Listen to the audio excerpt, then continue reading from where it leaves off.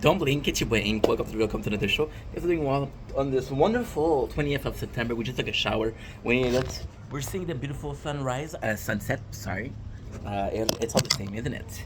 Sunset, sunrise, very similar. We're doing episode season one, episode 15, 16, and no, finish at 12, 10, 12. So we're doing 13, 14, 15, right? Of One Piece, and it's amazing. So in episode 13, you know what I'm gonna do? I'm gonna stop saying in episode 12, episode 13, episode 15. I'm just gonna do a carry around of the whole time because we're doing this with Dexter, we're doing this with Luffy, and that's where I make mistakes.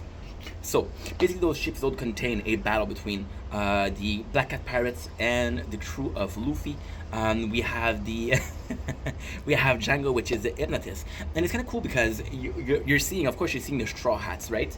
And by now we know who the Straw Hats are. We know the complete squad of Straw Hats, right? And what I do love is you would not think about having an hypnotist on board, but it works. The hypnotist convinces the people that are very strong, which are also gonna fight with other people, and it does help Luffy because Luffy gets also hypnotized, and it's kind of cool because the writing is amazing. You wouldn't think Luffy dumb enough to fall for the hypnosis, but like, yeah, but it's Luffy, you know. So it does make a lot of sense. It does make quite a lot of sense, and so we have this. We have more so of people. We have more so of Captain Kuro. We have another battle. They had their Shika weapon, which is two Siamese twin. And what I love about this fight is that it takes a long time. You're gonna see something. It is something that is quite current in the universe of One Piece. It's not so much about the battle with the captain. It's about the co-captain, right? So for Luffy, the co-captain is Zoro. So a lot of the people are gonna see a fight with Zoro and Luffy. But then you're facing a multitude. You're facing thousand, 100,000 of other pirates crew, and it's also much about, hey, what is their crew? How strong are they? Because the captain is strong. Super simple to do a boat, a captain, right? It's hard to make a crew, right? So yeah, so we have these. Captain Kuro is it's super nice because you see Kara go out and say to Captain Kuro, please do.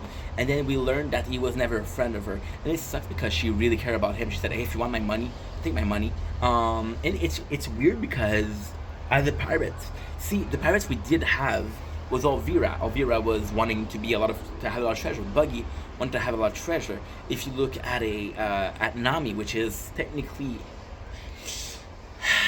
Nami, spoiler alert, isn't a pirate at this point, but she's the one that has been with pirates for the longest. So she's been with a crew, the Arlong pirates. She's been with a crew like the Buggy pirates, right? So she knows pirates and she knows how they work. And if you look at her, she looks for money, right? So a pirate that's just after being a criminal, being a villain, is something new for us. And I wouldn't call Elvira a bad person.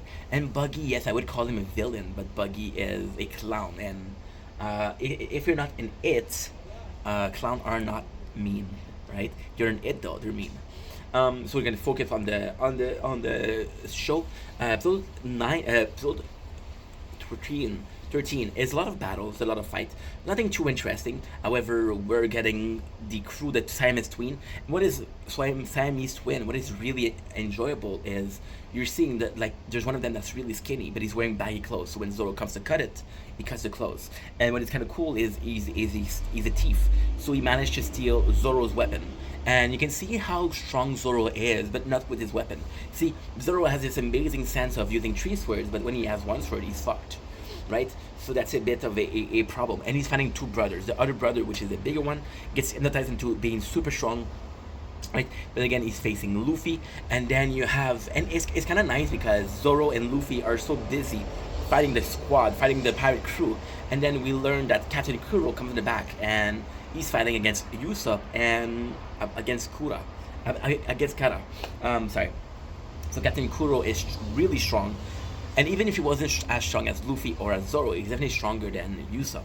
So he takes advantage of the fact that they're weak.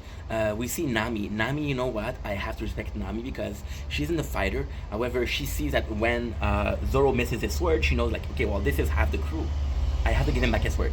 So although she's not a fighter herself, she knows that she has to help the crew, and she does, which is super cool because a lot of people are gonna call Nami, Usopp, and Chopper the cowardly trio, right? And yeah, there are. But she still did something, right? It's better than doing nothing. The problem with me for One Piece is at the end there's 10 crew member, and it's hard to give them all something to do. It's really hard. The fact that we only have 4, you give them something to do is kind of cool. We have the Siamese twin. They're very strong.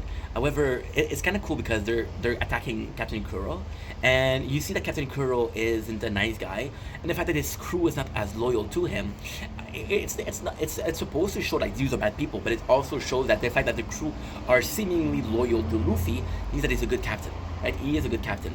Nami joins the Straw Hats because of Luffy's importance into his hat, which has no value. She sees that he's a good person.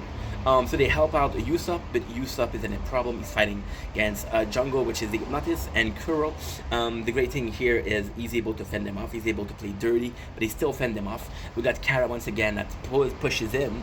But the highlight of those 3 episodes is Kuro, the way he fights is super cool.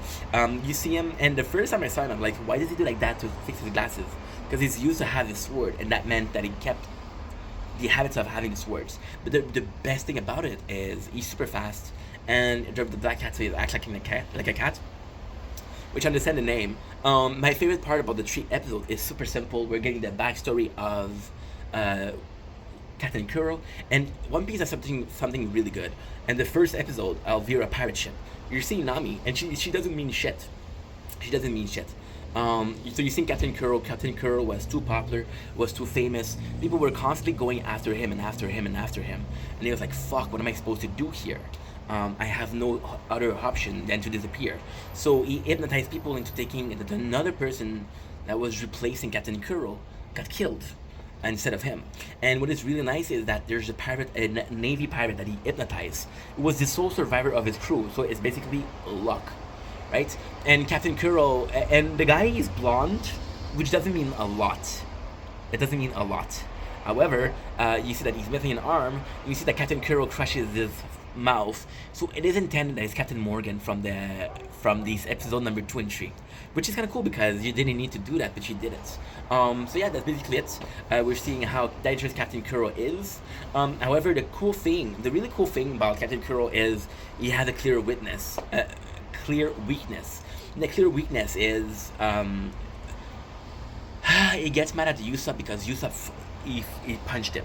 Because Kuro insulted Usopp's father, which is a pirate, so Usopp punched him. And Kuro is very mad about being punched, which means that he doesn't have a lot of physical defense. So when Luffy comes and hit him, you're seeing his whole face contorted, and he isn't weak. He's good at giving strike. He's good at being fast, but when it takes time to take a hit, he cannot do it. And that's basically the episode. That's basically the 3 episode. We're gonna be seeing the conclusion tonight, and that's pretty much it. Anywho, I love you that you matter. I'll see you guys very, very soon. And yeah, we have a little ant. I'm not up for killing a living being, but she's close to the apartment, and I want to protect the apartment. I'm sorry, little ant. Anywho, love you guys. Take it easy.